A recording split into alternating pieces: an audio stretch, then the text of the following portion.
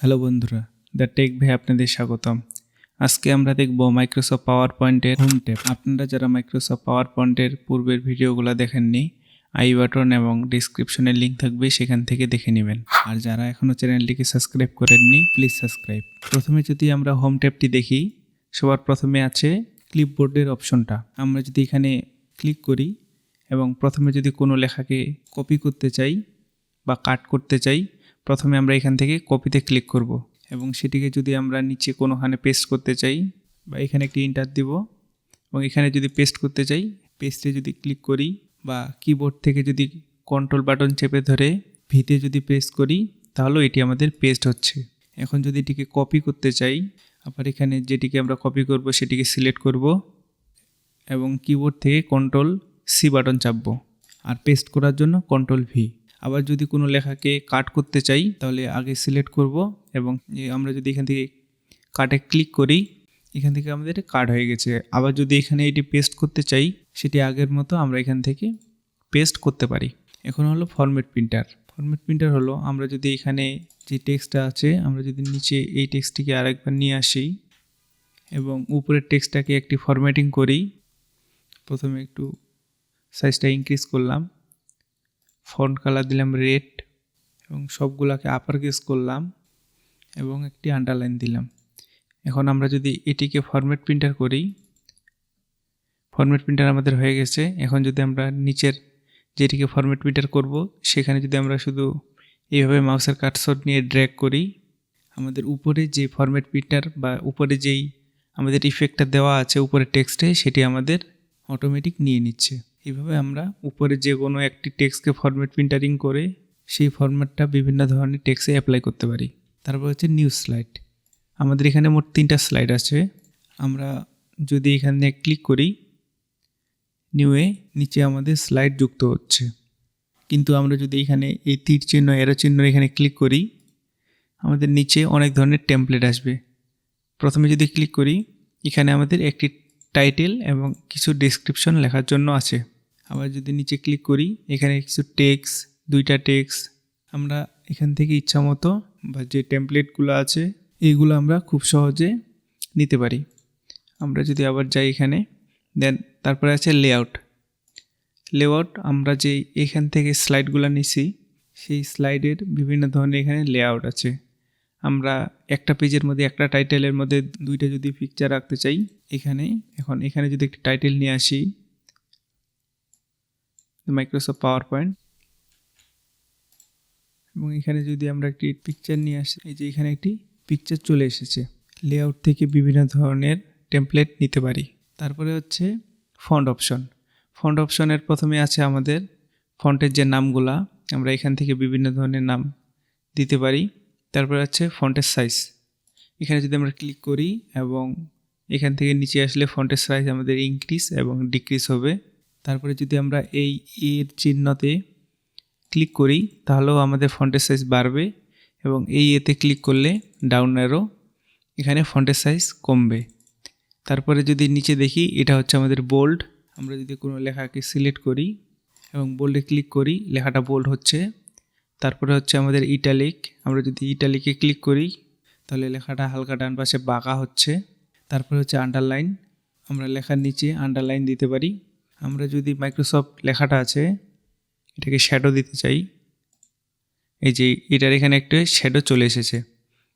আমরা যদি পাওয়ারটার এখানে একটা শ্যাডো দিতে চাই, এই যে পাওয়ারের এখানে একটা শ্যাডো চলে এসেছে। তারপরে হচ্ছে কোর্সের এখানে যদি ফুল কোর্সের এখানে আমরা মাঝ বরাবর কেটে দিতে চাই, তাহলে এখানে আমরা ক্লিক করব, এই মাঝ বরাবর একটি লাইন চলে এসেছে। তারপরে এখানে একটি অপশন হচ্ছে, আমরা যদি ক্যারেক্টার আছে, আমরা পাওয়ার পয়েন্টে যে লেখাটা আছে এটাকে সবটা যদি আপার কেস করতে চাই বা একটু মোটা করতে চাই, এই যে এখান থেকে আমরা loose, normal, tight, very tight এটা আমরা করতে পারি। তারপরে যদি আমরা আপার কেস বা লোয়ার কেস করতে চাই, এখানে যদি আপার কেসে ক্লিক করি, তাহলে পুরো লেখাটা প্রত্যেকটি লেটার আমাদের আপার কেস হয়ে গেছে। এখন যদি এটাকে আমরা লোয়ার কেস করতে চাই, এখানে ক্লিক করব, দেন লোয়ার কেস, সম্পূর্ণ লেখাটা আমাদের লোয়ার কেস। তারপর অপশনটি হচ্ছে ফন্টের যে আমরা কালারটা আছে, সেই কালারটা আমরা এখান থেকে চেঞ্জ করতে পারি। আমরা যদি রেড করি, সেই লেখাটা রেড হয়ে গেছে। আমরা আবার ব্ল্যাক করে দিলাম, তারপরে আছে ক্লিয়ার ফরম্যাটিং। আমরা যদি এখানে যতগুলো ফরম্যাটিং ইউজ করেছি সেটাকে যদি ক্লিয়ার করতে চাই, এই যে এক ক্লিকে আমাদের সম্পূর্ণ যে ফরম্যাটিংটা আছে সেটা ক্লিয়ার হয়ে গেছে। এটা হচ্ছে বুলেটস।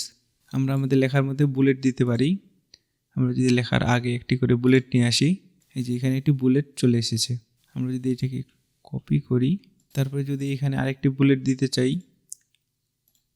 এই যে এটা লেখার মধ্যে আরেকটি বুলেট চলে এসেছে। এটাকে কেটে দিয়ে একটু নিচে নিয়ে আসবো। তারপরে হচ্ছে আমরা যদি এটির নাম্বারের যে কাউন্টিং নাম্বার থাকে 1 2 3 4 বা ABCD সেটা আমরা খুব সহজে দিতে পারি।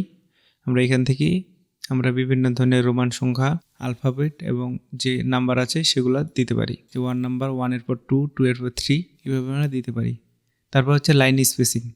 আমাদের একটি লাইন থেকে আরেকটি লাইনের যে দূরত্বটা আছে সেটা আমরা এখান থেকে সিলেক্ট করে দিতে পারি। ডিফল্টে আমাদের 1 থাকে। আমরা যদি লাইন স্পেসিং অপশনে ক্লিক করি, এখানে আমাদের আফটার বিফোরের যেই পিটিগুলো আমরা এখান থেকে কন্ট্রোল করতে পারি। তারপরে হচ্ছে আমাদের অ্যালাইনমেন্ট। আমরা যদি অ্যালাইনমেন্টটা দেখি, এই লেখাটা বর্তমানে আমাদের লেফটে আছে। আমরা যদি এটাকে সেন্টার বা রাইটে করতে চাই, সেন্টারে করলে কন্ট্রোল ই। এই যে এখন আমাদের লেখাটা সেন্টারে আছে।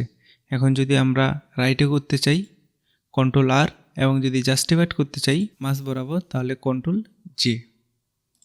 আমরা এখান থেকে কলামও করতে পারি, 1 কলাম, 2 কলাম, 3 কলাম বা 4 কলাম। এখান থেকে আমরা কলামের অপশনগুলো করতে পারি।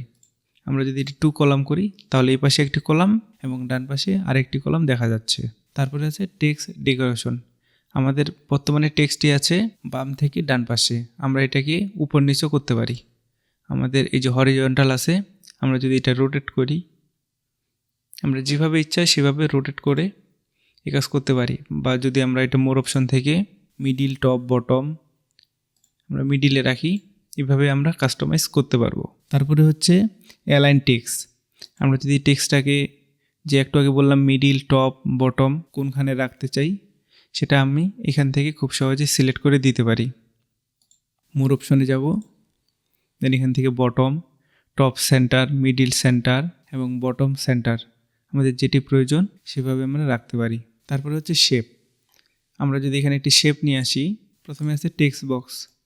আমরা একটি টেক্সট বক্স নিয়ে আসলাম এবং এর এখানে বিভিন্ন ধরনের লেখা আমরা খুব সহজে লিখতে পারবো। তারপর যদি একটি শেপ নিয়ে আসি, এই যে আমাদের এখানে একটি শেপ আসছে, এই শেপকে আমরা ডুপ্লিকেট করতে পারবো।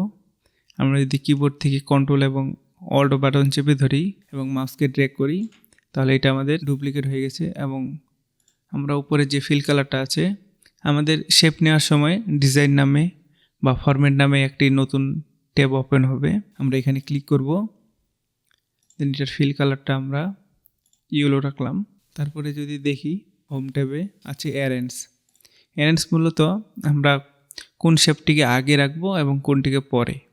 আমরা যদি এটিকে ব্যাক করি তাহলে আমাদের রেডের এটাকে ফুল রেড করে রাখি। এখন রেড কালারটা উপরে আছে এবং হলুদটা নিচে আছে। এখন যদি আমরা হলুদটা উপরে নিয়ে আসতে চাই, আবার এটাকে ক্লিক করব, দেন এটাকে যদি ব্যাকওয়ার্ড করেই হোমে যাব, এই যে আমাদের হলুদটা উপরে চলে এসেছে। এখান থেকে আমরা ফিল কালারটা চেঞ্জ করতে পারি বা স্টাইল দিতে পারি। আমরা এখান থেকে বিভিন্ন ধরনের স্টাইল দিতে পারি। যদি স্টাইলটা দিই এবং যদি ফিল কালার আমাদের প্রয়োজন হয় আমরা এখান থেকে চেঞ্জ করতে পারি। আউটলাইন যদি প্রয়োজন হয়, এবং এখন যদি আউটলাইন দিই ব্ল্যাক, যে এখন সঠিকভাবে বোঝা যাচ্ছে। তারপরে যদি দেখি ফাইন্ড এবং রিপ্লেস। প্রথমে যদি ফাইন্ড করতে চাই কোনো কিছুকে, আমরা যদি এখানে পয়েন্ট লেখাটাকে ফাইন্ড করতে চাই বা শুধু পিটাকে, ওটাকে ফাইন্ড করব, দেন ফাইন্ড নেক্সট। এই যে আমাদের এখানে একটা করে ফাইন্ড হচ্ছে। এখন যদি রিপ্লেস করতে চাই, ওটাকে রিপ্লেস করব আমরা ডাবল এড দিয়ে, যে রিপ্লেস অল, এখানে ক্লিক করব, দেন ওকে। আমাদের এখানে যতগুলো ও ছিল সবগুলো আমাদের ডাবল এড দিয়ে রিপ্লেস হয়ে গেছে। আবার যদি এখানে সিলেক্টে যাই, এখানে একটা আছে অল সিলেক্ট। আমরা যেটা কিবোর্ড থেকে কন্ট্রোল বাটন চেপে যদি এতে প্রেস করি তাহলে আমাদের অল সিলেক্ট হয়ে যায়। আর একটা হচ্ছে অবজেক্ট। আমরা অনেক সময় এই ধরনের অবজেক্ট সিলেক্ট করার জন্য কিবোর্ড অথবা মাউস দিয়ে একবারে সিলেক্ট হয় না, সেক্ষেত্রে আমরা এই সিলেক্টে ক্লিক করার পর অবজেক্ট সিলেক্টে ক্লিক করব এবং মাউস দিয়ে যদি এইভাবে ড্র্যাগ করি তাহলে আমাদের দুইটা অপশনই সিলেক্ট হয়ে যায়। এখানে দেখলাম আমরা মাইক্রোসফট পাওয়ার পয়েন্টের হোম ট্যাবের আন্ডারে সব ধরনের অপশন। পরবর্তীতে ইনসার্ট ডিজাইন নিয়ে আলোচনা করব।